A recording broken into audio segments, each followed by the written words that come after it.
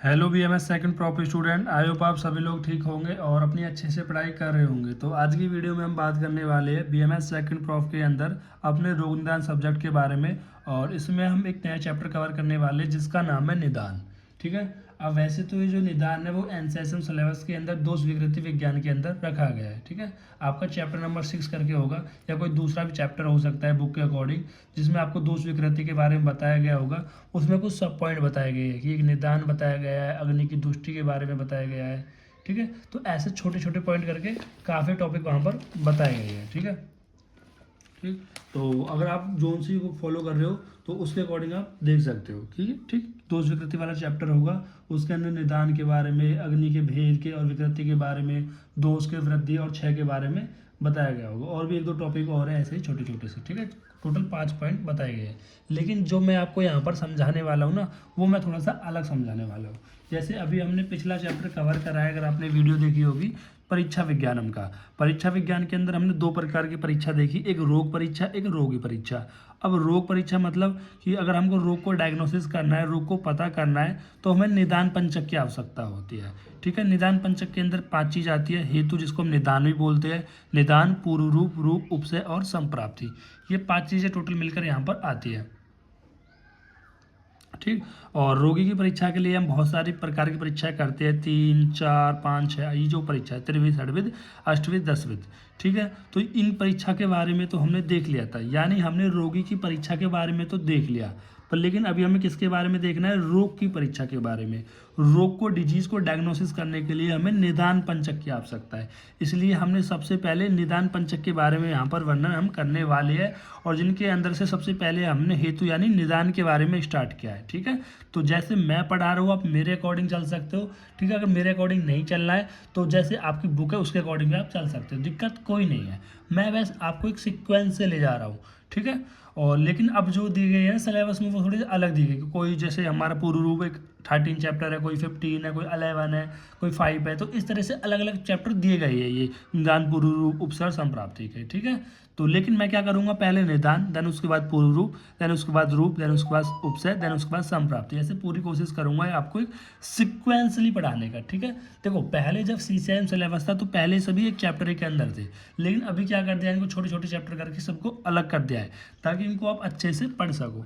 ठीक है। तो अभी हम स्टार्ट कर रहे हैं अपना कौन सा टॉपिक, अभी हम कर रहे हैं यहाँ पर निदान के बारे में। ठीक है।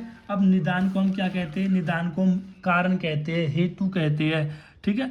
और मतलब कॉज क्या है, एक तरीके से कोई भी कोई डिजीज होती है उसका सबसे पहले आपको कॉज पता होना चाहिए।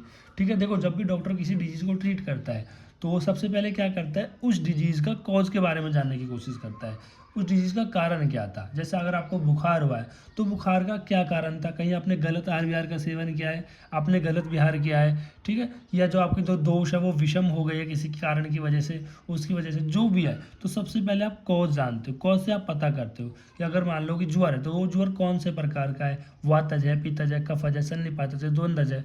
तो वो भी कैसे पता करोगे? कॉज से, कि अगर आपने वातज आहार विहार खाया होगा तो वातज ज्वर होगा, पित्तज के अकॉर्डिंग खाया होगा तो यानी कि उष्ण दाह तीक्ष्ण वाला खाया होगा तो पित्तज ज्वर होगा। तो मतलब आप हमेशा क्या जानने की कोशिश करते हो? निदान जानने की कोशिश करते हो कि, और वैसे भी इस दुनिया में बिना कारण कोई चीज़ नहीं होती, हर चीज़ के पीछे कोई ना कोई कारण होता है। उसी तरह से आपकी हर एक डिजीज़ के पीछे भी क्या होता है? कारण होता है, निदान होता है। तो अब निदान की यहाँ पर एक निरुक्ति आई है, व्याधि निश्चयम कारणम निदानम। तो क्या बताया गया है कि जो व्याधि का जो निश्चय करता है, मतलब ऐसा उपाय या ऐसा कोई मेथड जो व्याधि का निश्चय कर देता है, उसे हम क्या कहते हैं? निदान कहते हैं। ठीक है। तो उसके बाद परिभाषा आती है कि व्याधि उत्पत्ति हेतु निदान, मतलब जो व्याधि की उत्पत्ति करता है ऐसे हेतु को हम क्या कहते हैं? निदान कहते हैं। मतलब यहाँ पर ऐसा हेतु मतलब ऐसा कारण है जो किसी व्याधि को उत्पत्ति करता है, उसे हम क्या कहते हैं? यहाँ पर निदान कहते हैं। ठीक है। इसमें कंफ्यूज मत होना कि हेतु और निदान तो एक ही पर्याय है, तो फिर ये अलग अलग क्यों है? देखो, अलग अलग कुछ नहीं है, बस यहाँ पर कारण की तरह बताया गया है। मतलब ऐसा कारण जो व्याधि की उत्पत्ति करता है उसे हम निदान कहते हैं, सिंपल। अब यहाँ पर इसके कुछ पर्याय बताए गए हैं, निमित्तम, हेतु, आयतन, प्रत्यय, उत्थान और कारण। निमित्तम इसका पर्याय है। निमित्तम का जो अर्थ होता है वो होता है शकुन। शकुन का मतलब है कि कभी लाभ होगा, कभी अलाभ होगा। ठीक है। हेतु मतलब अर्थक कर्ता, मतलब जो उस कार्य को करने वाला होता है वो होता है हेतु। इसका जो कारण होता है। आयतन का मतलब स्थान से होता है, जैसे जंगम देश में वातज विकार, अनुप देश में श्लेष्माज विकार। ठीक है, इतना इंपॉर्टेंट नहीं है, बस आपको पर्याय पता होना चाहिए। कभी कभी पर्याय से भी क्वेश्चन पूछ लिया जाता है।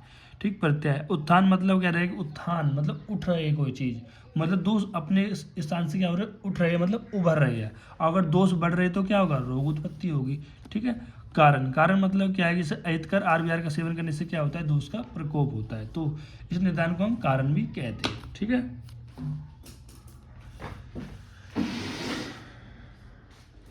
उसके बाद हम बात करते हैं अपने बेसिक ऑफ संप्राप्ति चक्र के बारे में। ठीक, देखो मतलब जो संप्राप्ति चक्र का जो बेसिक होता है ना, वो कहाँ से स्टार्ट होता है, वो निदान से स्टार्ट होता है। अगर आपने निदानों का सेवन ही नहीं किया होता तो ये डिजीज आपको कोई देखने को नहीं मिलती। अगर आपको कामला हो रहा है, पांडु हो रहा है, तो कहीं ना कहीं उस चीज़ का एक ना एक निदान होता है। अगर निदान नहीं होता तो पूरी संप्राप्ति ही नहीं होती। संप्राप्ति मतलब क्या, एक तरीके से मतलब देखो, संप्राप्ति का मतलब होता है कि कोई डिजीज एंटर होने से लेकर एग्जिट होने तक की जो पूरी प्रोसेस होती है वो होती है पूरी संप्राप्ति। पैथोजेनेसिस, हम मॉडर्न में रिलेट करते हैं संप्राप्ति को पैथोजेनेसिस, कि how disease A generate form, मतलब किस तरह से जो डिजीज है वो जनरेट हुई है, पूरी कहानी, मतलब डिजीज तक, मतलब सिम्टम से लेकर, सिम्टम से नहीं, कॉज से लेकर उसकी पूरी एंड तक की जो कहानी होती है वो उसको हम क्या कहते हैं, निदान कहते हैं। ठीक है। अब निदान में क्या आता है हमारा पहला, कि जैसे कि अहितकर आहार विहार का सेवन किया, अहितकर आहार विहार क्या हो गया, निदान हो गया। तो अहितकर आहार विहार के सेवन करने की वजह से, कि यानी निदान के सेवन करने की वजह से आपके दोष प्रकोपित हो जाते हैं। ठीक है। अब दोष क्यों प्रकोपित हो रहे हैं, क्योंकि दोष एक साम्य अवस्था में होती है आपकी बॉडी में। अगर आप कोई ऐसा आहार ज़्यादा खाते हो जो वात को बढ़ाता है, जैसे कि वातज गुण आहार ज़्यादा खा रहे हो तो वात को बढ़ा देगा, पित्तज गुण वाले ज़्यादा आहार खा रहे हो तो ज़्यादा कर देगा, या फिर ऐसे बिहार ऐसी एक्टिविटी कर रहे हो जो बढ़ा रहा है, तो इससे क्या होगा, दोष प्रकोपित हो जाएगा। अगर दोष प्रकोपित हो जाएगा तो दोष दूसरे की समूर्छना हो जाएगी। ठीक है। दोष दूसरे समूर्छना का मतलब क्या होता है, कि दोष धातु के साथ और मल के साथ, दोष से क्या होते हैं, धातु और मल होते हैं, इनके साथ मिल जाएंगे और इनके साथ मिलने के बाद वो लक्षण को उत्पन्न करेंगे, यानी सिम्टम्स आएंगे और तब जाके कोई ना कोई रोग उत्पन्न हो जाएगा। ठीक है। फिर यहाँ पर बताया गया है, इफ दोष सव्य दूषित होकर दूसरे तुष्टि करता है देन दोष इज ऑल्सो एक्टेड निदान। तो यहाँ पर बताया गया है कि मान लो कि हर बार ऐसा नहीं होगा, कि हर बार ऐसा नहीं होता है कि आपको यहाँ पर कि अहितकर आहार विहार का सेवन करने की वजह से कोई डिजीज होती है। जैसे कहते हैं ना, यार मैंने तो कोई दारू नहीं पी, मैंने तो कोई सिगरेट नहीं पी, फिर मेरी किडनी खराब हो गई, लीवर खराब हो गया। तो इसके पीछे के कुछ ऐसे कारण हो सकते हैं कि आपके पूर्व जन्म के जो कर्म है उसकी आपको सज़ा मिल रही है, या फिर और भी ऐसी कुछ चीज़ हो सकती है। तो यहाँ पर भी यही बताया गया है कि अगर मान लो कि निदान नहीं है, कि दोष है, मतलब होता क्या है इस केस में, कि जो दोष है वो अपने आप ही बढ़ने लग जाते हैं। ठीक है। अगर दोष अपने आप ही बढ़ने लग जाएंगे तो वो क्या करने लग जाएंगे, दोष दूसरे समूर्छना होगी। अब आप पूछोगे सर दोष अपने आप ही क्यों बढ़ रही है, तो मैंने आपको बता दिया कि पूर्व जन्म के कर्म वगैरह की वजह से, उसको उसके पाप के फलों को देने की वजह से तो कोई ना कोई डिजीज होगी। तो इसलिए यहाँ पर क्या है कि जो दोष है वो खुद बढ़कर किस तरह काम करेंगे, एक निदान की तरह भी काम करेंगे। तो यहाँ पर दोष किस तरह काम कर रहे हैं, एक निदान की तरह कार्य करते हैं। समझ रहे बात को। तो ये हो गया। ठीक। अब मैं इसको आपको थोड़ा और समझाता हूँ क्योंकि काफ़ी इंपॉर्टेंट है। ठीक है। आगे भी आपको काफ़ी चैप्टरों के अंदर ये चीज़ मिलेगी, तो इसमें आप कंफ्यूज ना हो, इसलिए मैं आपको अभी से ही समझा देता हूँ। ठीक है, ताकि आपको अच्छे से इसको समझ सको, अंडरस्टैंडिंग हो सके इसमें आपकी। तो चलो एक एक करके समझते हैं। सबसे पहले हमने क्या बात करा, हमने बात करा कि जो निदान है, कि जब भी आप निदानों का सेवन करते हो यानी अहितकर आहार विहार का सेवन करोगे तो क्या होगा, दोष प्रकोपित होंगे। ठीक है। क्या होगा, दोष प्रकोपित होंगे। दोष सभी को पता है, वातज होता है, पित्तज होता है, कफज होता है। अब ये जो दोष है वो दोष क्या करेंगे, ये दोष दूसरे के साथ समूर्छना करेंगे। समूर्छना का मतलब है कि वो दोष दूसरे के साथ जाके मिल जाएंगे। समझ रहे बात को। अब यहाँ पर दूसरे क्या होता है, सभी जानते हैं, धातुएं होती है और मल होती है। सप्त धातु होती है और जो 3 मल होते हैं, मूत्र पुरुष श्वेत, ये। ठीक। अब ये दोष दूसरे समूर्छना कहाँ पर होगी, जहाँ पर उनको क्षय वैगुण्य मिलेगा। क्षय वैगुण्य क्या होता है सर, क्षय वैगुण्य होता है मतलब एक खाली स्पेस मिलेगा। ठीक है। खाली स्पेस कहाँ पर मिलेगा, जहाँ पर स्रोतस की दृष्टि होगी। ठीक है। जहाँ पर स्रोतस की दृष्टि होगी वहाँ पर ही आपको एक खाली स्पेस मिलेगी और वहीं पर ही जो दोष है वो दूसरे के साथ मिल जाएगा। देखो जैसे मान लो ये स्रोतस है, इस स्रोतस के अंदर ये जो दोष है, ये बढ़ा हुआ दोष है, ये प्रकोपित दोष है, ये ऐसा जा रहा है। ठीक है। एक कहानी से मान लो ऐसा जा रहा है। अब ये यहाँ पर जैसे दूषित है, मान लो ये रक्त धातु है। ठीक है। या फिर इसके जाने के बाद अस्थि धातु होगी, किसी के साथ भी, मतलब बाहर ये अस्थि धातु है, ऐसे मान सकते हो। ठीक। जैसे मान लो ये दोष है। अब ये रक्त धातु के साथ भी मिल सकता है, या फिर इस स्रोतस के थ्रू जो अस्थि धातु का जो पहुंच रहा है, ठीक है, इससे भी मिल सकता है। क्यों मिलेगा? क्योंकि कहीं ना कहीं जो जैसे रक्त का है तो रक्त स्रोतस में दृष्टि हो गई हो, या फिर जिसमें अगर वो अस्थि व स्रोतस है तो अस्थि व स्रोतस में दृष्टि हो गई हो, जिसकी वजह से क्या होगा, वहाँ पर उस दोष को एक खाली स्पेस मिलती है। उसकी वजह से, स्पेस मिलने की वजह से वो क्या करते हैं, ठहर जाते हैं, वहाँ पर बैठ जाते हैं, ठीक है। तो और जब दोष कहीं रुक जाता है तो वो क्या करने लग जाता है, वहाँ पर प्रकोपित होता है और अपने उसके लक्षण वहाँ पर अपने जनरेट करने लग जाता है, ठीक है। और लक्षण जनरेट हो जाएंगे, देन उसके बाद रोग की उत्पत्ति हो जाएगी, ठीक है। इस तरह से समझ रहे बात आप? इतनी बात आपको समझ में आनी चाहिए। अब देखो, इतनी बात मैंने आपको बताई, इसमें एक और चीज़ है। एक और चीज़ के पीछे का कारण कहने का मतलब क्या है मेरा, कि अब जब आगे आप पढ़ोगे ना, तो आप जैसे आप आगे जाते जाओगे तो आपको एक चीज़ समझ में आएगी कि निदान तो सेम होता है, बहुत सारे डिजीज़ का निदान सेम है, ठीक है। निदान सेम है, तो फिर भी यहाँ पर जो रोग है वो अलग अलग हो रहे हैं, ठीक है। तो अभी शायद ना समझ में आए, लेकिन अगर आपने पहले पढ़ा होगा या जब आप आगे पढ़ोगे तो देखोगे कि बहुत सारे डिजीज़ के निदान तो सेम है, लेकिन जो रोग है वो अलग अलग क्यों है, रोग अलग अलग क्यों है, समझ रहे बात को? समझो चलो।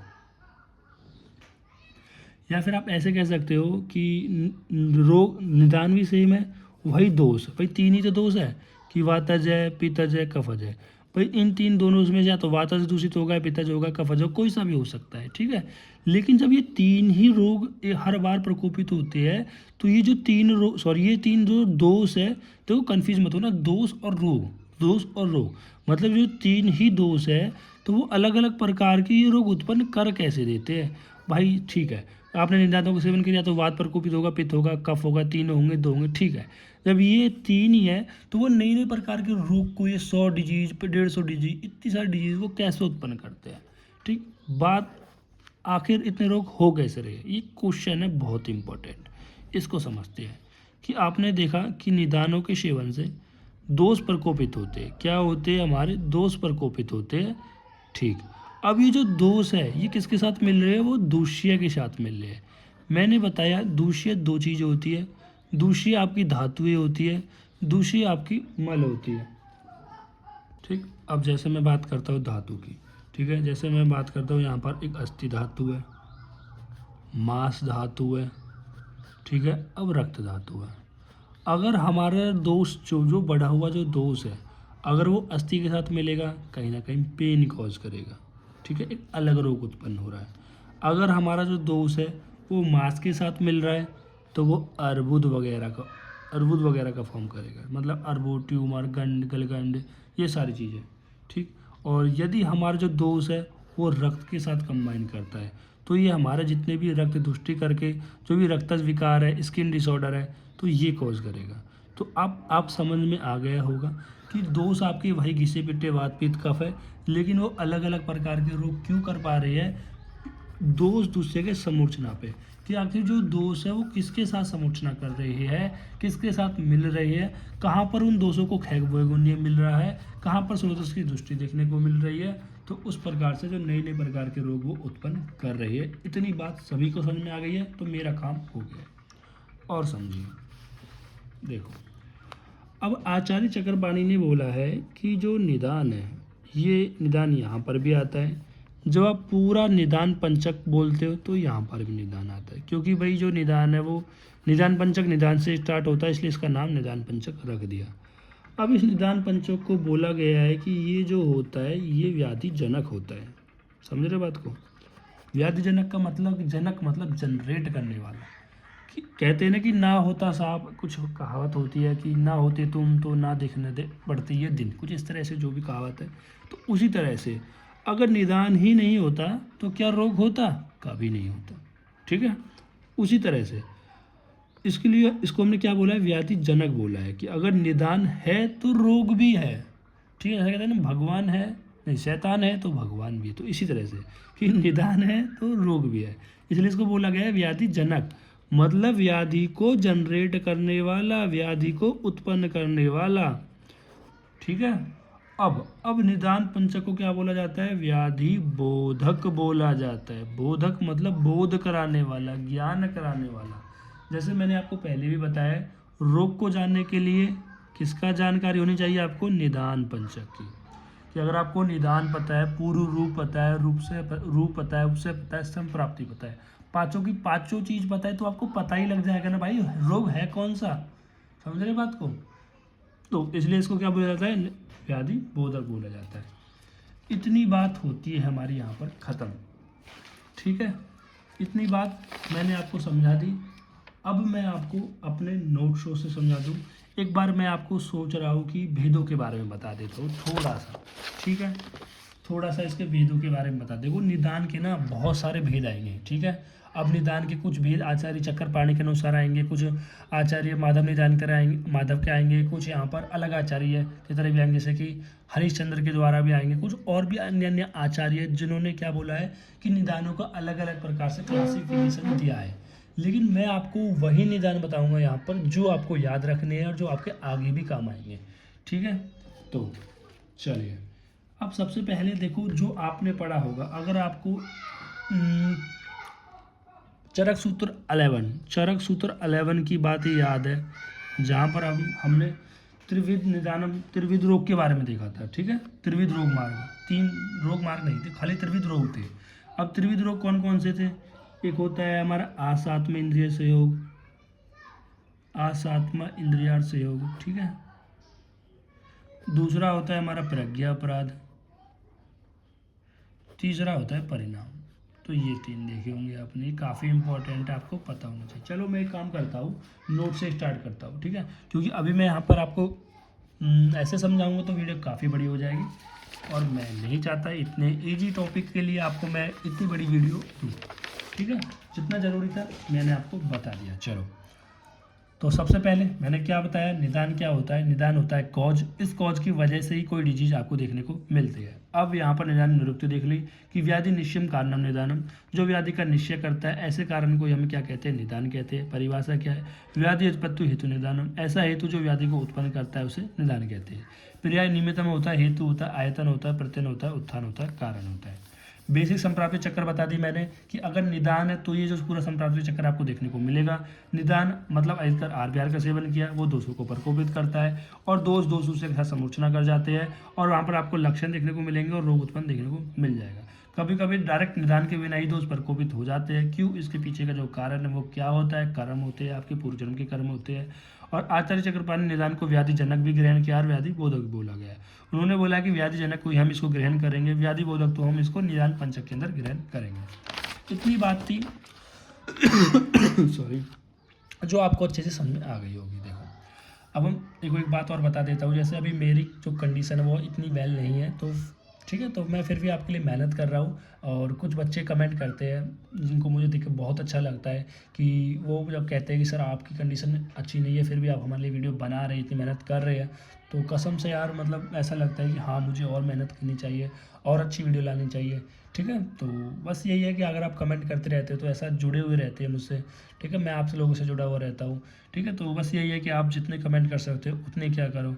ठीक, ताकि मेरा मनोबल बना रहे और मैं इतने अच्छे कंटेंट आपके लिए डिलीवर करता रहूँ। चलो स्टार्ट करते हैं निदान के भेद के बारे में। अब देखो, अब यहाँ पर हम जो भेद देखेंगे ना वो डिफरेंट आचार्य का देखेंगे। ऐसा नहीं है कि आपको केवल हम एक आचार्य का देखेंगे। अब जैसे क्वेश्चन जो एग्जाम में आता है वो जनरली बताया जाता है कि निदान का महत्व बताइए और निदान के भेदों के बारे में वर्णन कीजिए। ठीक है, मतलब या फिर ऐसा भी बोल सकता है कि निदान के बारे में वर्णन कीजिए। ठीक है, या पूरा निदान पंचक भी आपसे पूछा जा सकता है, पर इतना पूछता नहीं है, काफ़ी बड़ा क्वेश्चन हो जाता है। ठीक, अब निदान के बीच में जो पहला जो क्लासिफिकेशन है वो आचार्य चरक के अनुसार है, जो कि 3 भेद बताए गए। रेफरेंस मैंने आपको बता दिया है, आस आत्म इंद्रिय संयोग, प्रज्ञा अपराध और काल। ठीक है, 3 होते हैं। कौन कौन से? आस आत्म इंद्रिय संयोग, प्रज्ञा अपराध और काल। ये तीनों आप पहले पढ़ के आ चुके हो। ठीक है, वैसे तो मैं इसको स्किप भी करा सकता हूँ क्योंकि ये पहले ही आप पढ़ चुके हो, फिर भी मैं आपको बताता हूँ आसात्म इंद्रिय संयोग के बारे में। देखो आसात्म इंद्रिय संयोग नाम से क्लियर है कि आ का मतलब होता है नहीं, साथ में इंद्रियार संयोग, मतलब जो आपकी इंद्रिया है, ठीक है, वो आपकी आत्मा के साथ सहयोग नहीं करते। भाई आत्मा किसके साथ जुड़ता है? मन के साथ। मन किसके साथ जुड़ता है? इंद्रियों के साथ। इंद्रिया किसके जुड़ती है? अपने अर्थ के साथ, यानी अपने विषय के साथ। और जब वो नहीं हो पा रहा है तो उसे हम क्या बोलते हैं? आसात्म इंद्रिय संयोग, यानी जो इंद्रिया है वो अपने अर्थों से अपने अर्थों से यहाँ पर नहीं जुड़ पा रही है। ठीक है, मतलब आत्मा का इनका से साथ कोई भी कोऑर्डिनेशन नहीं हो रहा है। जैसे चक्षु आदि इंद्रियों को अपने विषय के साथ या तो अतियोग हो रहा है, अयोग हो रहा है, मिथ्या योग हो रहा है। देखो मतलब जो भी इंद्रियां है उनको अपने विषय से सहयोग नहीं हो रहा है। जैसे कि अगर मैं आपकी बात करता हूँ चक्षु इंद्रियों की, चक्षु इंद्रियों का काम क्या होता है, देखना होता है। लेकिन अगर आप किसी चीज़ को बहुत ज़्यादा देख रहे हो, अतियोग, देख ही नहीं रहे हो, अयोग, और गलत तरीके से देख रहे हो यानी मिथ्या योग, मतलब रात में देख रहे हो, जैसे कि रात में आप फ़ोन चला रहे हो तो वो मिथ्या योग हो गया। ठीक है, तो इस तरह समझ रहे बात को। तो अब इसको मैं और भी ज़्यादा थोड़ा सा बता देता हूँ। वैसे तो अगर आपको ज़्यादा डिटेल में देखना है तो आप चरक सूत्र सन 11 देख सकते हो। ठीक, क्योंकि अगर मान लो कि आचार्य चरक के अनुसार निदान का क्लासिफिकेशन पूछ लिया जाए, ठीक है, तो आपको इन 3 पॉइंट के साथ अपने दौरे से और भी लिखना है। तो और पॉइंट आप क्या लिख सकते हो, देखो अब जैसे यहाँ पर पांचों इंद्रिया, चक्षु इंद्रिया होगी, कर्ण इंद्रिया होगी, घ्राण इंद्रिया होगी, तो इसके अंदर से चक्षु इंद्रिया का अतियोग क्या हो जाएगा, चक्षु इंद्रिया का अतियोग हो जाएगा जैसे कि अतियोग क्या आएगी, मतलब आप बहुत ज़्यादा देख रहे हो, जैसे सूर्य का संताप बहुत ज़्यादा है, मतलब सूर्य को ही देख रहे हो तो इसका अतियोग हो गया। ठीक है, या फिर जैसे अग्नि आदि दृश्य है, जैसे अग्नि जल रही है तो बहुत तीक्ष्ण अग्नि है तो उसको देख रहे हो तो उसका अतियोग हो गया। अयोग क्या है कि आप नेत्रों से देख ही नहीं रहे हो, बिल्कुल नेत्र बंद कर रखे सो ही रहे हो, बिल्कुल उपयोग नहीं करे तो अयोग हो गया। मिथ्या योग क्या है कि रात में आप अपनी आंखों से फ़ोन चला रहे तो मिथ्या योग हो गया। ठीक है, फिर कर्ण इंद्रिया की बात करते हैं तो कर्ण इंद्रिया का अतियोग क्या हो जाएगा कि बहुत ऊंचे स्वर सुनना। अयोग का क्या हो जाएगा कि कुछ भी नहीं सुनना। और मिथ्या योग क्या क्या हो जाएगा कि या तो बहुत ज़्यादा कठोर शब्द सुनना या बिल्कुल बहुत कम सुनना। ठीक है, या भयंकर शब्दों को सुनना, वो हो जाएगा मिथ्या योग। ठीक है, उसी तरह से हमारे फिर घ्राण इंद्रिया है तो घ्राण इंद्रिया से क्या हो जाएगा, या तो मतलब घ्राण इंद्रिया से क्या करते हैं हम स्मेल लेते हैं, तो स्मेल या तो बहुत तीक्ष्ण स्मेल ले रहे हैं, या फिर स्मेल नहीं ले रहे तो अयोग हो जाएगा, बहुत तेज ले रहे तो अतियोग हो जाएगा। मिथ्या योग का मतलब क्या होता है, गलत स्मेल ले रहे हैं भाई, दुर्गंधित स्मेल ले रहे हैं, गली वस्तुओं की स्मेल ले रही है, ठीक है, या अपवित्र स्मेल ले रही है। ठीक है, फिर उसके बाद स्पर्श इंद्रिया आता है। स्पर्श इंद्रिया के मतलब कि इसका अतियोग क्या हो जाएगा, तो बहुत ज़्यादा ठंडे को पकड़ रहे हो, बहुत ज़्यादा गर्म को पकड़ रहे हो। ठीक है, और अयोग का क्या हो जाएगा कि मतलब सर्वथा ही कुछ नहीं सेवन नहीं करना है। और मिथ्या योग के अंदर क्या हो जाएगा कि आप शीतल उष्ण स्पर्श एक साथ ले रहे हो, मतलब एक साथ ही आप ठंड कभी ठंडे से पानी से नहा रहे हो, कभी गर्म पानी से नहा रहे हो, एक साथ ही कर रहे हो। ठीक है, तो इन सभी चीज़ का तो इसी तरह से आपका रसन इंद्रिया है। तो इस तरह से मैं आपको बता रहा हूँ, ये सारी चीज़ हम पहले करा चुके हैं और बहुत बेसिक है, बहुत आसान है, एक बार समझ लोगे तो अपने आप से लिख सकते हो। फिर हम बात करते हैं प्रज्ञापराध के बारे में। तो प्रज्ञापराध के अंदर क्या होता है, हमारे 3 चीज़ आती है, त्रिविध कर्म आता है, वाणी, मन और शरीर। अब इनसे आप अतियोग करना, अयोग करना और मिथ्या योग करना। भाई वाणी से क्या है कि मतलब वचनों को बहुत ज़्यादा बोलना तो अतियोग हो जाएगा, कुछ नहीं बोलना तो अयोग हो जाएगा। और मिथ्या योग मतलब चुगली करना, झूठ बोलना, असंबंध बोलना, कठोर बोलना, वो तो मिथ्या हो जाएगा। मन से क्या हो जाएगा, मन में मतलब बहुत ज़्यादा कुछ सोचना तो अतियोग हो जाएगा, बिल्कुल ना सोचना तो अयोग हो जाएगा। और मन में कह रहा है कि भय रखना, शौक रखना, क्रोध रखना, तो वो सब किसके मिथ्या योग के अंदर आ जाएगा। शरीर के अंदर भी क्या है कि शरीर की अति प्रवृत्ति अतियोग हो जाएगा। और शरीर का बिल्कुल यूज नहीं करना, बिल्कुल पड़े रहना, लेथार्जनस रहना, अयोग हो जाएगा। मिथ्या योग मतलब वेगों को धारण करना है। ठीक है, ये सब चीज़ें, लड़खड़ा कर चलना, खुजलाकर, या तो ये सब चीज़ें जिसके अंदर आ जाएंगी मिथ्या योग के अंदर आ जाएंगी। और प्रज्ञा का यहाँ पर अर्थ बताया गया है कि बुद्धि से, और बुद्धि हमारी 3 चीज़ से रिलेट करती है, धी, धृति, स्मृति। धी का मतलब है आप चीज़ों को समझ रहे हो, धृति मतलब आप चीज़ों को होल्ड कर रहे हो, और स्मृति मतलब जो चीज़ आपने होल्ड करी है वो उस ज्ञान को वापस आप निकाल रहे हो। तो इन सभी का क्या हो जाएगा, विभ्रांश हो जाएगा, तो ये प्रज्ञा अपराध के अंदर आ जाएगा। फिर काल की बात करते हैं। काल को यहाँ पर परिणाम कहते हैं। काल हमारा ऋतु का हीन योग, मिथ्या योग, रति योग होना, ये काल का परिणाम होता है। अब देखो, अब हीन योग अयोग का क्या है, जैसे कि अगर मैं बात कर दूं वर्षा ऋतु की, वर्षा ऋतु का अगर अतियोग कैसा होगा कि वर्षा वर्षा ऋतु में वर्षा का बहुत ज़्यादा हो रहा है तो अतियोग हो रहा है, और वर्षा ऋतु में वर्षा ही नहीं हो रही थी अयोग हो रहा है, और वर्षा ऋतु में वर्षा ना होकर शरद ऋतु में हो रहा है तो अतियोग हो रहा है। तो इसी तरह से हर एक ऋतु के अंदर आप यहाँ पर बता सकते हो। तो ये हो जाएगा हमारा काल। ठीक है, तो ये पहला जो क्लासिफिकेशन था वो आचार्य चरक के अनुसार था। आचार्य चरक ने बताया है कि जो निदान होते हैं वो 3 प्रकार के होते हैं, आसात्म इंद्रिय संयोग, प्रज्ञा अपराध और काल। ठीक है, ये आपको ध्यान रखना है। फिर हम बात करते हैं आचार्य हरिश्चंद्र मत अनुसार, ये भी काफ़ी इंपॉर्टेंट है कि इन्होंने भी क्या बताया गया है कि 4 प्रकार के कारण बताए गए हैं। सन्निकृष्ट कारण बताया गया है, विपरिकृष्ट कारण बताया गया है, व्यवचारी कारण बताया गया है और प्रधानिक कारण बताया गया है। अब देखो, अब सन्निकृष्ट के अंदर क्या बताया गया है कि इसका अर्थ सन्निकृष्ट का अर्थ होता है निकटवर्ती, मतलब निकटवर्ती, ठीक है। मतलब रोग की उत्पत्ति के साथ सीधा संबंध होता है, ठीक। रोग की उत्पत्ति के साथ सीधा यहाँ पर संबंध होता है। तो इसमें क्या होता है कि दोषों का संचय नहीं होता, डायरेक्ट प्रकोप होता है। देखो सन्निकृष्ट कारण क्या होता है, सन्निकृष्ट कारण ऐसा होता है कि इसमें दोषों का संचय नहीं होता, मतलब डायरेक्ट दोष प्रकोप होंगे और उस दोष के प्रकोप होने की वजह से यहाँ पर आपको व्याधि देखने को मिलेगी। तो इसलिए बोला गया है कि सन्निकृष्ट का मतलब निकटवर्ती, मतलब पास है, मतलब डायरेक्ट यहाँ पर दोष प्रकोपित होंगे, संचय वाली स्टेज नहीं आएगी और सीधा ही रोग की उत्पत्ति आपको देखने को मिल जाएगी। जैसे कि अगर मैं बात करता हूँ दिन के अंदर, भाई दिन के अंदर क्या है कि सीधे सीधे आप जानते हो कफ प्रकोप रहता है, कफ थोड़ा बढ़ा हुआ रहता है, और मध्यम में क्या होता है कि पित्त प्रकोप होता है, मतलब दोपहर में पित्त प्रकोप रहता है और धीरे धीरे शाम होती चली जाती है तो वहाँ पर वात प्रकोप होता है। तो मैंने यही तो बताया कि यहाँ पर संचय होता ही नहीं है दोष का, डायरेक्ट क्या होता है प्रकोप होता है। तो यही चीज़ मैंने आपको यहाँ पर बतानी थी कि सन्निकृष्ट निदान के अंदर दोषों का संचय नहीं होता, दोषों का सीधा प्रकोप होता है। तो इसी को हम कहते हैं सन्निकृष्ट निदानम, ठीक है। तो याद रखना भाई, दोष अगर डायरेक्टली प्रकोप हो रहे, दोष प्रकोप हो रहे तो आपको क्या देखने को मिलेगी, रोग की उत्पत्ति, क्योंकि हम जान चुके हैं निदानों के सेवन से दोष प्रकोप होते हैं और दोष के प्रकोप से यहाँ पर रोग की उत्पत्ति होती है। तो इसलिए बोला गया है कि रोग की उत्पत्ति के साथ जो सीधा संबंध रखता है उसे सन्निकृष्ट कारण कहते हैं।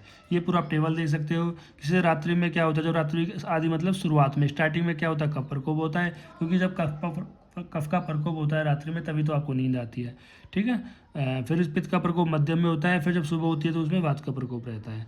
और भोजन का जब आप स्टार्टिंग करते हो तो कफ का प्रकोप और बीच में पित्त का और बाद में वात का, ठीक है। तो देन उसके बाद हम बात करते हैं विपरीकृष्ट निदान के बारे में। अब विपरीकृष्ट निदान में क्या होता है कि इसका अर्थ क्या होता है, दूरवर्ती, मतलब वो डायरेक्ट रोग को उत्पन्न नहीं करता। डायरेक्ट रोग को उत्पन्न करने का मतलब ये है कि वो डायरेक्ट दोष को प्रकोप नहीं करता। इसमें क्या होता है, पहले दोषों का संचय होता है, फिर एक टाइम बाद 1 महीने 2 महीने 3 महीने बाद क्या होता है, फिर दोष को प्रकोप होते हैं, फिर वो जाकर रोग उत्पन्न करते हैं, ठीक है। जैसे कि अगर हम बात करते हैं कि आपने पहले भी देखा होगा कि हेमंत ऋतु में हम क्या करते हैं, मधुर रस आदि का सेवन करने की वजह से कफ का संचय होता है। अब जैसे ही हेमंत ऋतु जाती है, हमारी बसंत ऋतु आती है, तो बसंत ऋतु में जो सूर्य का ताप होता है, उसे जो बढ़ा हुआ जो हमारा संचय हुआ जो कफ है वो पिघलता है, उसका प्रकोप होता है, तब जाकर रोग उत्पन्न होते हैं। यानी जो विपरीत कारण है वो डायरेक्ट रोग की उत्पत्ति का सीधा संबंध नहीं रखता है, वो क्या करता है, पहले दोषों का संचय करता है, तब जाके यहाँ पर दोष प्रकोपित होते हैं, ठीक है। जैसे कि मैंने बता दिया कि जो वात है, वात का पहले संचय होगा ग्रीष्म ऋतु में, वर्षा में प्रकोप हो जाएगा। पित्त का वर्षा में संचय होगा और शरद में प्रकोप हो जाएगा। कफ का शिशिर या हेमंत में क्या होगा, संचय होगा प्रकोप में, और वसंत में प्रकोप हो जाएगा, ठीक है।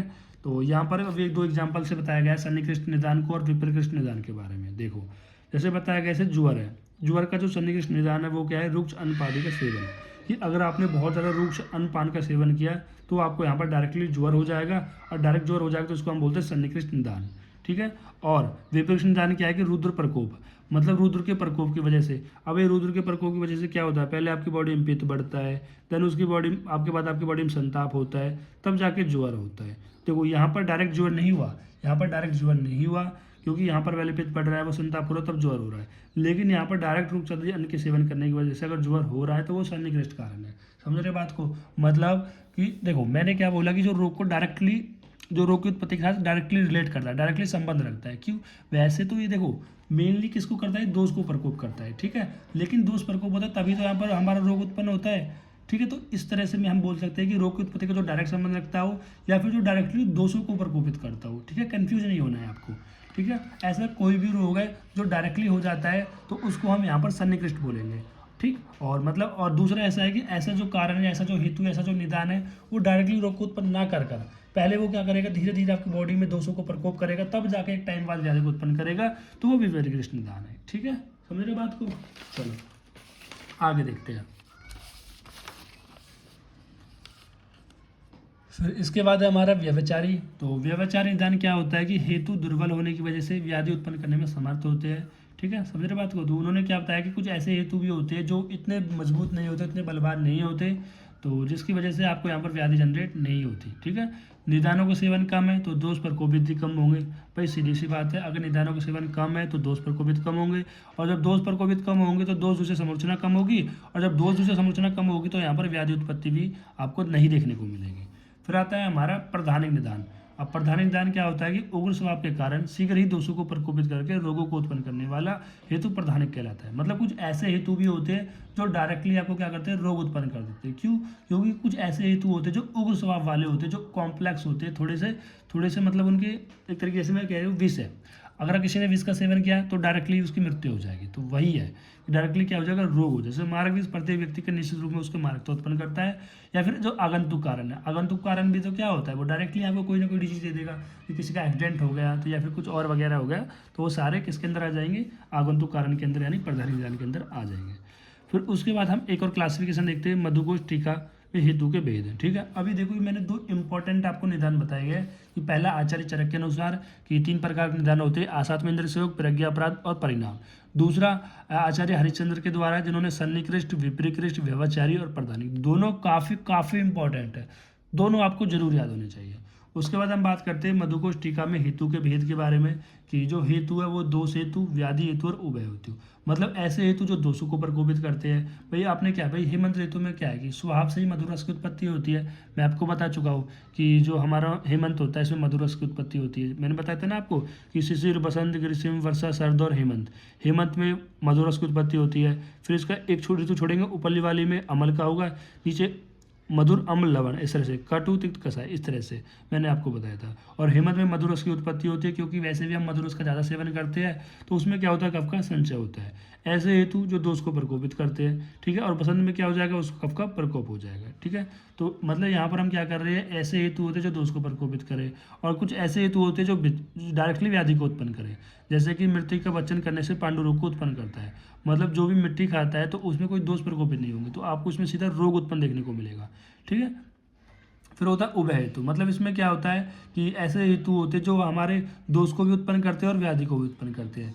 जैसे यहाँ पर एक एग्जाम्पल से बताया गया है कि जैसे कि हाथी, ऊंट तथा घोड़ा समान यान पर चलने से वायु।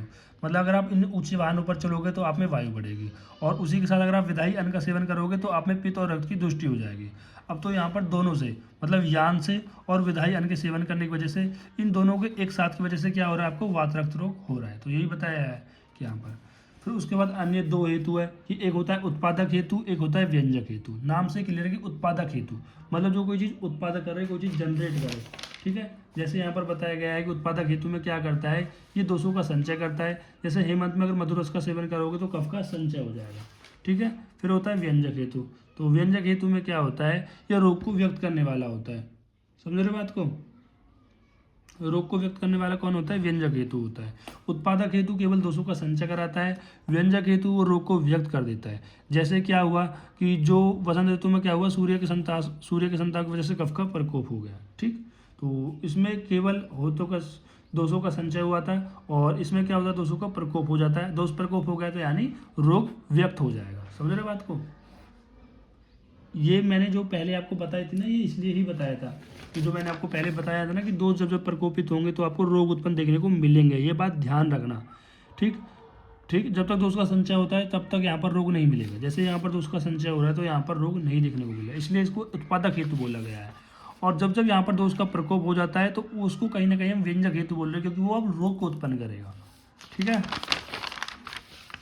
देन उसके बाद अन्य दो भेद और बताए गए हैं कि ब्रहा हेतु और अभ्यंतर हेतु। ब्रहा के अंदर क्या होता है, जो शरीर के बाहर के कारण होते हैं, सुप्रा हेतु कहते हैं। जैसे कि शरीर के बाहर का क्या है कि आप किस प्रकार का आहार, ब्यार, जीवाणु मतलब इन्फेक्शंस हो गया। ठीक है, आपका काल कैसी है, ऋतु कैसी है, फिर किसी इंजरी वगैरह से जो भी आपको यहाँ पर रोग होते हैं वो ब्रहा हेतु। अभ्यंतर में क्या है, आपके दोष, मतलब आपके दोष कैसे है, दूसरी आदि कैसे है। ठीक है, इनको आभ्यंतर हेतु कहते हैं। अब आभ्यंतर हेतु दो प्रकार के होते हैं, एक प्राकृतिक दोष प्रकोप, एक होते हैं व्याकृत दोष। अब प्राकृतिक दोष प्रकोप से क्या होता है कि मतलब इसमें जैसे सर्द नॉर्मली पित्त का प्रकोप होता है, आप सब जानते हो। ठीक है, ये देखो मैं ज़्यादा आपको डिटेल नहीं दे रहा हूँ कि मैं ये मान के चल रहा हूँ कहीं ना कहीं आपको थोड़ी थोड़ी चीज़ें पता होंगी। ठीक, जैसे ये मैं आपको बता चुका हूँ पहले काफ़ी वीडियो के अंदर बता चुका हूँ कि 452। ठीक है, 452 के अंदर क्या होता है, जैसे वर्षा, शरद और बसंत। तो इसके अंदर क्या होता है, वात का, पित्त का, कफ का। तो इन ऋतु के अंदर इन दोषों का प्रकोप होता है। ठीक है, तो इसी तरह से क्या हो रहा है कि प्राकृतिक दोष प्रकोप, जैसे हम सब जानते हैं कि शरद ऋतु के अंदर पित्त का प्रकोप होता है और उसके अगली बार ऋतु में इसका समान भी हो जाता है। व्याकृत दोष के प्रकोप के अंदर क्या है कि शरद ऋतु में होना पित्त का प्रकोप चाहिए था, लेकिन हो किसका गया, कफ का प्रकोप हो गया। तो ये क्या होता है, ये होता है व्याकृतिक दोष प्रकोप। ठीक, तो फिर से बता रहा हूँ, 2 प्रकार के हेतु बताए गए हैं माधव कोश की टीका के मत अनुसार कि बाह्य हेतु, अभ्यंतर हेतु। बाह्य हेतु मतलब ऐसा हेतु जो बॉडी के बाहर का हो, ठीक है, बॉडी के बाहर की वजह से जो हमें कोई रोग उत्पन्न करेगा, जैसे कि कोई भी इन्फेक्शन डिसऑर्डर हो गया, आपका आहार हो गया, आप कैसे उल्टा सीधा खा रहे हो, फूड पॉइजनिंग तो नहीं है, ये सब चीज़ें कि ऋतु कैसी है, हमारा सीजन कैसे है, कोई इंजरी वगैरह तो नहीं है। फिर आभ्यंतर में आप वो डिपेंड करता है आपके दोष और दूष्य आदि पर, ठीक है, दोष और दूष्य आदि कह रहे कुछ ऐसे दोष है कि जैसे कि प्राकृतिक दोष प्रकोप हो रहा है, वैकृतिक दोष प्रकोप हो रहा है, ये सब चीज़ें। फिर अन्य 2 वेद बताए गए हैं, अनुबंधनीय और अनुबंध। अनुबंधनीय को प्रधान बताया गया है और अनुबंध को अप्रधान बताया गया है, ठीक है। तो इसमें क्या बताया गया है कि स्वतंत्र व्यक्त लक्षण वाला, द्रव्य गुण सामान्य से बढ़ने वाला, अविशेष से उपशमन होने वाला। मतलब अनुबंध क्या होता है, वो स्वतंत्र होता है और उसके जो लक्षण है वो व्यक्त हो जाते हैं और उसमें द्रव्य गुण सामान्य से बढ़ता है वो, मतलब मैं आपने पढ़ा होगा ना कि द्रव्य गुण सामान्य है, गुण सामान्य है, ठीक है, तो वो सब सिद्धांत आपने पढ़े होंगे। तो इनसे बढ़ने वाला और उन्हीं के विषय से उपशमन होने वाला, मतलब देखो जो आयुर्वेद में या जो शास्त्रों में जो इसका ट्रीटमेंट बताया गया है, उन्हीं चीज़ों वो बढ़ेगा, उन्हीं चीज़ों वो घट जाएगा। मतलब कुछ हेतु बताए गए हैं कि इन हेतु की वजह से ये दोष उतना बढ़ेगा और इनके समन करने के लिए मतलब कुछ द्रव्य बताए गए, उन्हीं से वो होने वाला, वो उसको बोलते हैं अनुबंध, जो कि प्रधान होता है, ठीक। अनुबंध क्या होता है, ये अप्रधान होता है। अन्य दोष के साथ अन्य वाला जैसा उपद्रव होता है, ये मतलब एक तरीके से कॉम्प्लेक्सिटी है कि जैसे मैं बोल दूं कि मुझे बहुत दिन से ज्वर है और ज्वर की वजह से मुझे कास हो गया, तो मेरा प्रधान रोग क्या है, ज्वर है, क्योंकि मुझे ज्वर के उपद्रव की वजह से कास हुआ है, ठीक है। तो ये क्या हो जाता है, अनुबंध हो जाता है। तो अनुबंध क्या एक तरीके से हमारा कॉम्प्लिकेशन होती है इसके, क्या बोलते, कॉम्प्लिकेशन बोलते हैं ना उसे, हाँ, ठीक है। तो ठीक, देन उसके बाद हम बात करते हैं कि हमारा हो चुका है, ठीक है, काफ़ी कुछ हो चुका है अभी। तो उसके बाद करते हैं आस्य उपकरण। देखो अभी तक मैंने आपको क्या बताया कि आपको सबसे पहले निदान की परिभाषा पता होनी चाहिए, डेफिनेशन पता होना चाहिए, देन उसके बाद इसके कुछ पर्याय पता होना चाहिए, देन उसके बाद 2 क्लासिफिकेशन बहुत इंपॉर्टेंट है, आचार्य चरक के अनुसार और आचार्य हरिश्चंद्र के द्वारा, ठीक है।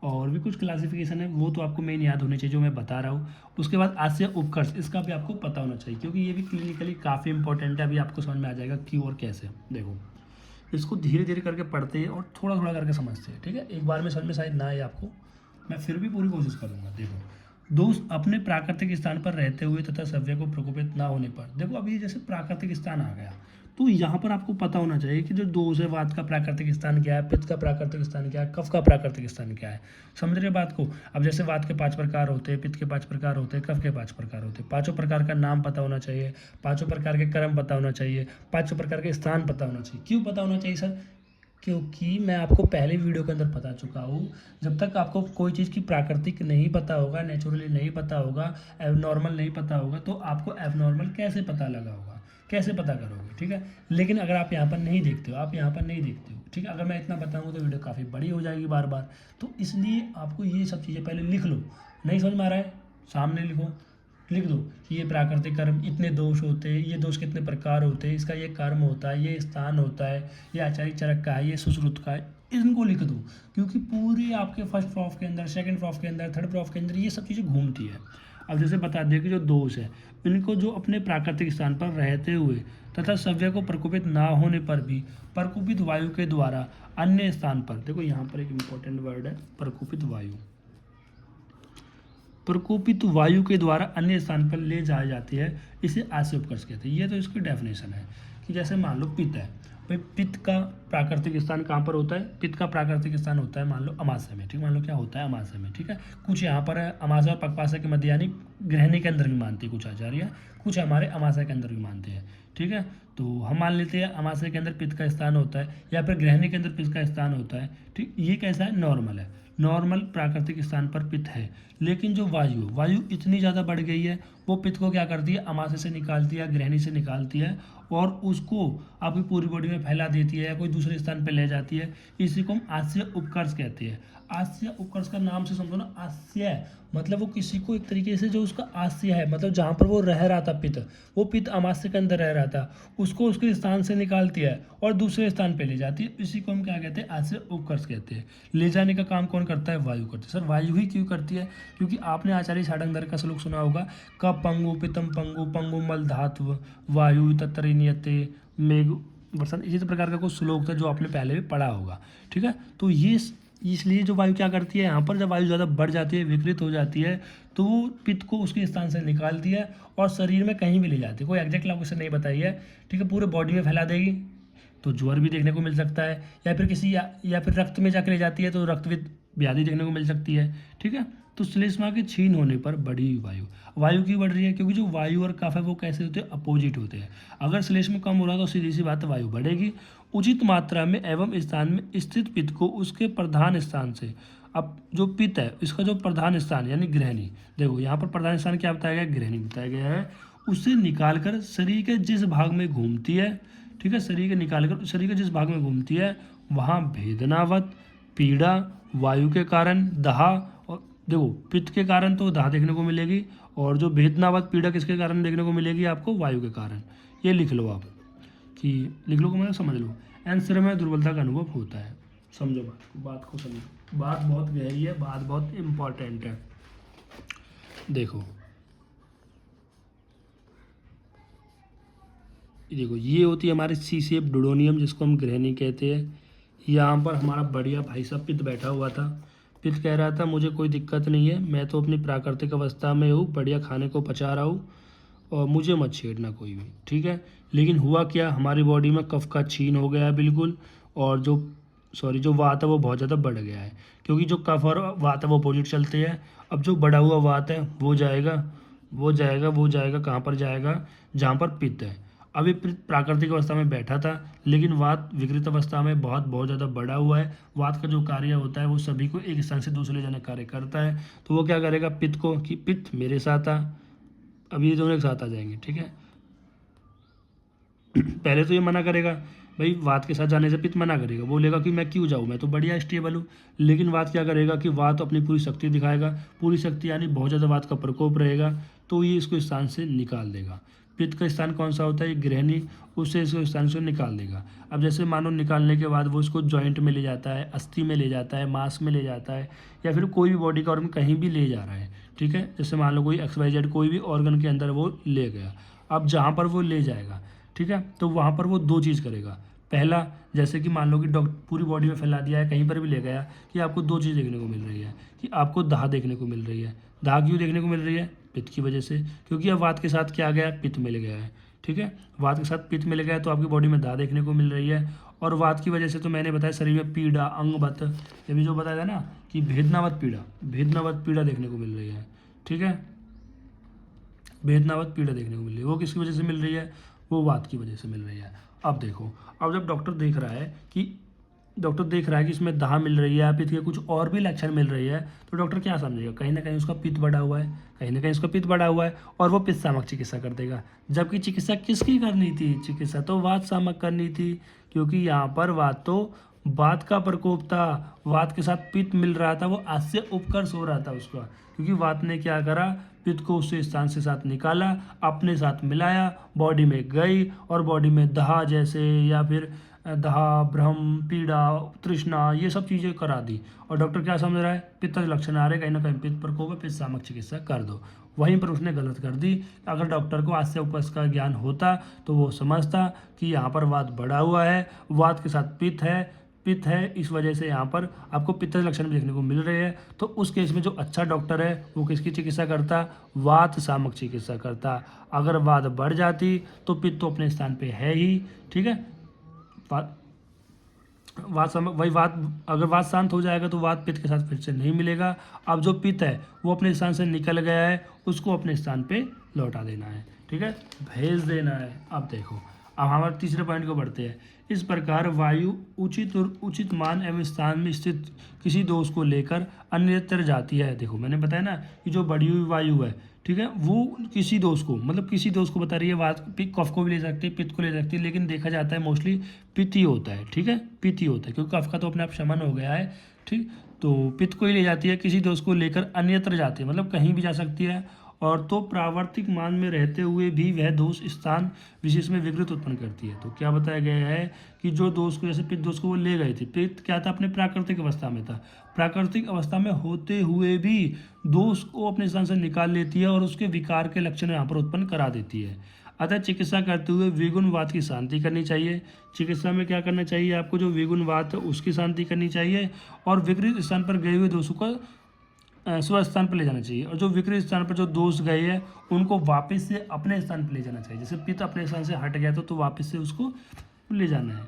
जिन्हें पित्त के स्थान कर्ष की ज्ञान नहीं है, जैसे मैंने बताया गया है कि ऐसे डॉक्टर जिनको स्थान उपकर्ष का ज्ञान नहीं है, कि वह दाह आदि लक्षणों को देखकर क्या समझेगा, पित्त की वृद्धि हो रही है, ठीक है, तो वह पित्त सामक चिकित्सा कर देगा, और जिससे शरीर में उचित परिमाण में स्थित पित्त का भी क्षय कर देगा। ठीक है, भाई पित्त क्या था, अपने उचित परिमाण में था, लेकिन डॉक्टर ने समझा कि पित्त ज़्यादा बढ़ा हुआ है, ऐसी दवाई पित्त सामक चिकित्सा दे दी तो पित्त का भी क्षय कर दिया, तो जिससे रोग का लाभ के स्थान पर कष्ट की प्राप्ति आपको होगी। ठीक है, तो ये होता है आस्य उपकर्ष। ठीक है, आस्य उपकर्ष का भी आपको अच्छे से ज्ञान होना चाहिए। अब गति भेद से दोष के भेद बताए गए हैं कि दोष की गतियाँ तो प्राकृतिक गतियाँ होगी, विकृतिक गतियाँ होगी। प्राकृतिक गतियाँ में जो दोष है वो अपना अपना कार्य करेंगे। विकृतिक गतियाँ में क्या होता है, तो क्षय होगा या वृद्धि होगी। क्षय होगा तो वो अपने कर्म को कम काम करेंगे, वृद्धि होगी तो दोषों को ज़्यादा काम करेंगे। दोष की गति या तो ऊपर की ओर हो गया, नीचे की ओर हो गया, तीव्र गति होगी। ठीक है, जैसे कि रक्तपित्त के अंदर देखा जाता है। ठीक है, इन गतियों का ज्ञान चिकित्सा हेतु उपयोगी होता है। रक्तपित्त का चिकित्सा सूत्र प्रतिमांग चयनम रक्तपित्तम विधीयते। इसको अगर नहीं समझ में आया तो कोई बात नहीं, चरक के अंदर हमने अच्छे से समझाया है। वैसे इसका मतलब क्या होता है कि हमें जो भी रक्तपित्त की जो गति होती है उसके विपरीत हमें चिकित्सा करनी होती है। ठीक है, दोष की गति ब्रह्म रोग मार्ग, मध्यम रोग मार्ग और अभ्यंतर रोग मार्ग। ठीक है, बस ये थोड़ा थोड़ा देख लेना है। अब जो मैं आपको 3 पॉइंट बता रहा हूँ कि आपको क्या ध्यान रखना है कि पहला तो आपको निदान की परिभाषा, निदान के पर्याय, दूसरा आचार्य चरक के अनुसार निदान के भेद, और आचार्य हरिश्चंद्र के अनुसार निदान के भेद, और आस्य उपकर्ष। ये पॉइंट कर लो, निदान में से ज़्यादा करने की कोई ज़रूरत नहीं है। ठीक है, फिर मिलते हैं, और थैंक यू गाइस। अगर वीडियो अच्छी लगी हो और चीज़ें समझ में आई हो तो वीडियो को लाइक कर दे और चैनल को सब्सक्राइब कर ले, और कमेंट करना ना भूलें। Thank you guys.